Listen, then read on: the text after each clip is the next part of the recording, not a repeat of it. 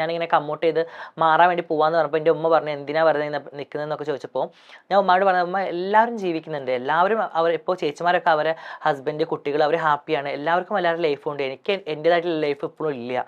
അപ്പോൾ എനിക്ക് എൻ്റെ ലൈഫ് ഞാൻ ഇവിടെ ജീവിക്കാണ്ട് മരിച്ചു പോയാൽ അത് എനിക്ക് ഭയങ്കര ഒരു വിഷമമായിരിക്കും. കാരണം അപ്പോൾ ഞാൻ എൻ്റെ ഉമ്മയോട് പറഞ്ഞു ഞാൻ എന്തായാലും കമ്മോട്ട് ചെയ്ത് പോവാണ്. പക്ഷെ ഞാൻ ആദ്യം പറഞ്ഞപ്പോൾ എൻ്റെ വീട്ടിൽ കുറച്ച് എതിർപ്പുകളും കാര്യങ്ങളും ഉണ്ടായെങ്കിൽ പോലും പിന്നീട് ഞാനത് പറഞ്ഞ് സംസാരിച്ച് ഉമ്മാക്ക് മനസ്സിലാക്കി കൊടുത്തപ്പോൾ പിന്നെ എൻ്റെ ഉമ്മ പിന്നെ അത് വലിയൊരു ഭാഗ്യമായിട്ട് എനിക്ക് തോന്നുന്നു. കാരണം ഉമ്മ തന്നെ ഫസ്റ്റ് അക്സെപ്റ്റ് ചെയ്തപ്പോൾ എനിക്ക് ഭയങ്കര സന്തോഷമായി. എനിക്ക് സാധാരണഗതിയിലേ ഇപ്പൊ ഞാൻ കഴിഞ്ഞ ദിവസം ഒരു എപ്പിസോഡിൽ റിയ ഇവിടെ വന്നിട്ടുണ്ടായിരുന്നു, റിയ ഇഷ വന്നിരുന്നു. റിയയും എന്നോട് പറഞ്ഞൊരു കാര്യം, റിയ അത്ര ഒരു തീരുമാനം എടുത്തപ്പോൾ റിയയെ ആക്സെപ്റ്റ് ചെയ്യാൻ ഉമ്മ മാത്രമേ ഉണ്ടായിരുന്നുള്ളൂ.